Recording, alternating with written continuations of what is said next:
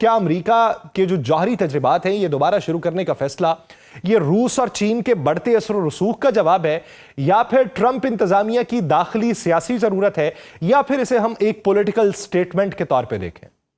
बहुत शुक्रिया। देखिए, जहां तक ट्रंप साहब की स्टेटमेंट्स और पॉलिसीज का सवाल है तो there is never a dull moment. हर रोज वो कोई एक नई खबर सुना देते हैं और आज की ताज़ा तरीन खबर यही है कि वो न्यूक्लियर टेस्ट को रिज्यूम करना चाहते हैं, इस बेसिस के ऊपर अपेरेंटली कि जी रशिया ने 2 टेस्ट किए हैं, लेकिन रशिया ने जो टेस्ट किए हैं वो न्यूक्लियर वेपन्स डिलीवरी सिस्टम्स के किए हैं। एक उन्होंने मिसाइल का किया है और एक अंडर वाटर ड्रोन का किया है।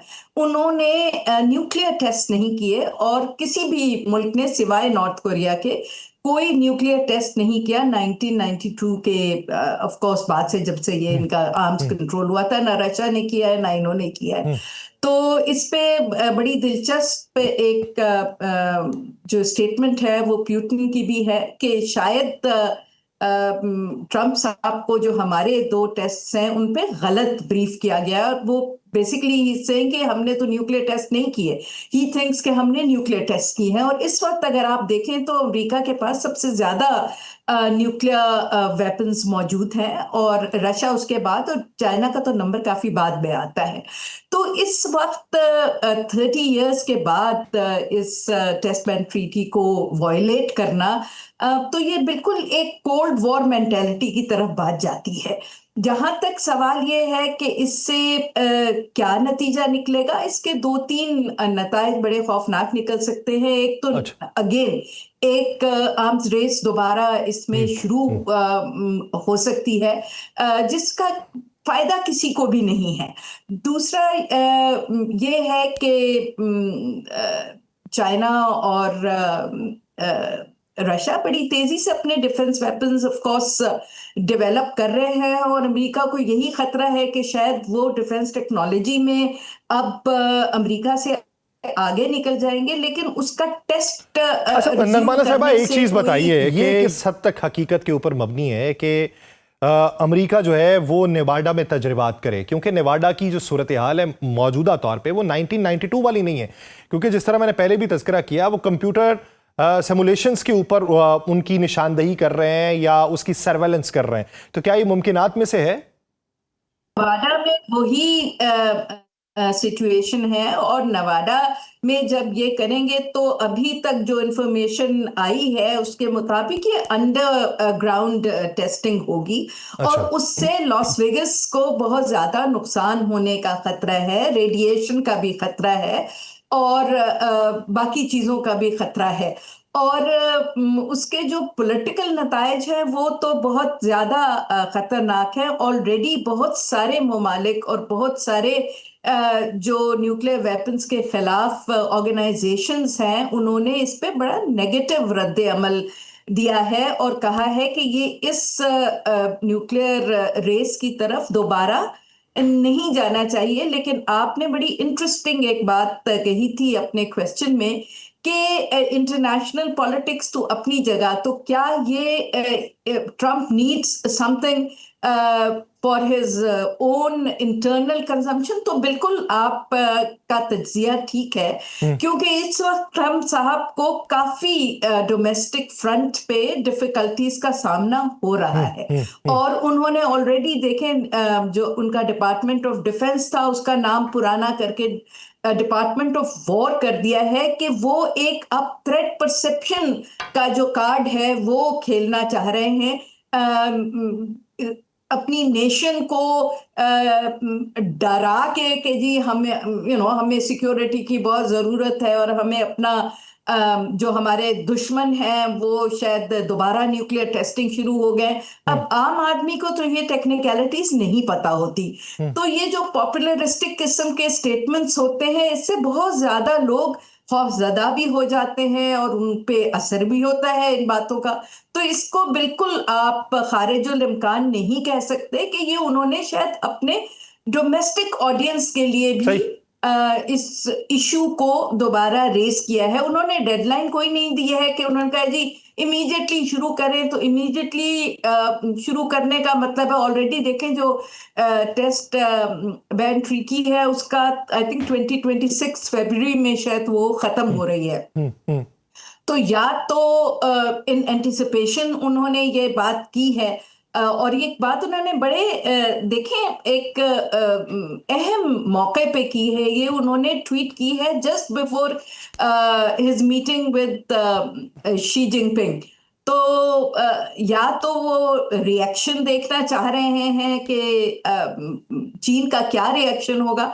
मैंने जितना मटेरियल अभी तक पढ़ा है, मुझे उसमें चीन का कोई रिएक्शन। अच्छा नगमाना साहब ये बताइए, जिस तरह इंटरनली हम बात कर रहे हैं कि हो सकता है इंटरनली वो अपनी साख को बेहतर करने की बात कर रहे हो, और ये भी मुमकिनात में से है कि डोनाल्ड ट्रंप अभी इस मामले की बारीकियों में ही ना गए हों, उन्होंने जो बात करनी थी उस हवाले से उन्हें ब्रीफ ही ना किया गया हो, लेकिन बैनुल अक़वामी सतह के ऊपर इसका क्या असर देखते हैं? जिस तरीके से आपने शी जिनपिंग का तज़किरा किया, अमरीकी साख मजबूत होगी या फिर तन्हाई का सामना करना पड़ेगा, खास तौर पे उस वक्त जब चीन और रूस पहले ही मगरिब मुखालिफ ब्लॉक की तश्कील कर रहे हैं, तो इसमें मजीद सिफारती तन्हाई का सामना करना पड़ सकता है?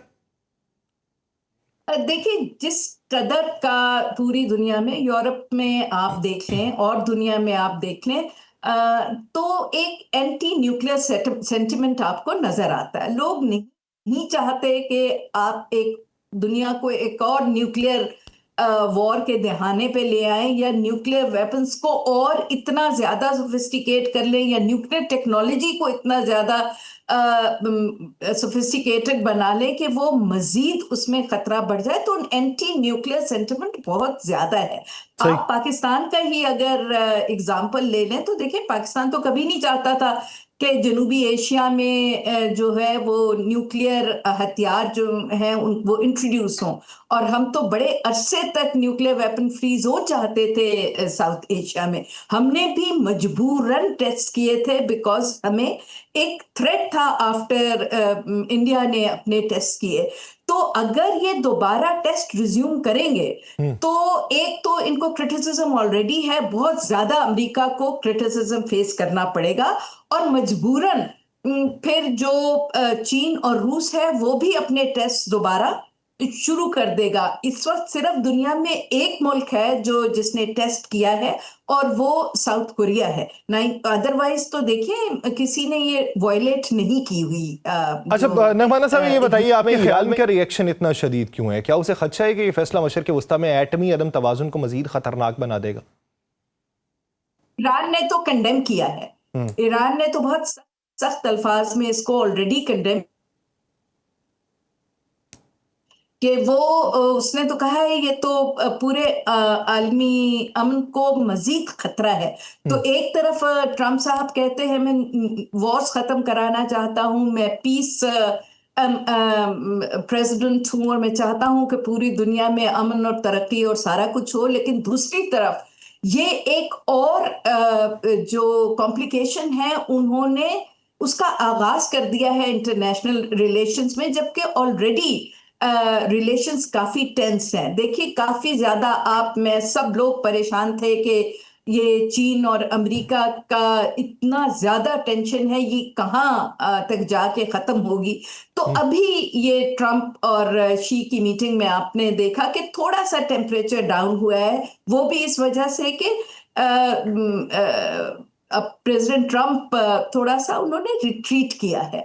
तो आई थिंक कि इसको एक दो दिन गुजर जाने देखते हैं कि कितना सीरियस है, और एडमिनिस्ट्रेटिवली या from their own regulations point of view और इंटरनेशनल लॉ के तहत क्या ये रिज्यूम कर सकते हैं तो उसकी अच्छा मैम ये बताइए, सवाल ये है कि अगर इसे एग्जीक्यूट करने की बात करें, छोड़ें चाइना को, छोड़ें रूस के रद्द-ए-अमल को, जो ममालिक अमेरिका की न्यूक्लियर अम्ब्रेला के अंदर हैं, जिन्हें तहफ़्फ़ुज़ देने की बात हुई थी, उनके साथ साइन हुए थे कि मज़ीद तजर्बात नहीं किए जाएंगे, बिलखुसूस वो यूरोपीय ममालिक, उनका रिएक्शन क्या देख रही हैं इस पूरे मंजरनामे में?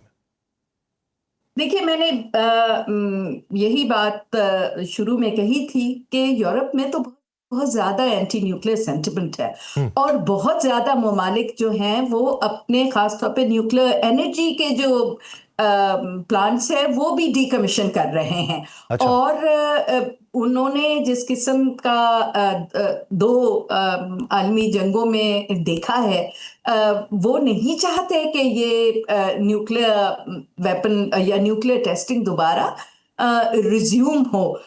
और ऑलरेडी एक बहुत सारे ऐसे इंटरनेशनल इश्यूज हैं जिस पे इस वक्त अमेरिका और यूरोप जो है वो आई टू आई नहीं देखते हैं, और उनमें फिर आई थिंक ये एक और एलिमेंट ऑफ डिस्कॉर्ड या डिस्कम्फर्ट डेफिनेटली जरूर आएगा, बिकॉज यूरोप में तो कोई नहीं चाहेगा कि उनके यहाँ टेस्टिंग दोबारा रिज्यूम हो। वहां तो बहुत ज्यादा स्ट्रॉन्ग एंटी न्यूक्लियर लॉबी जो है वो बनी हुई है।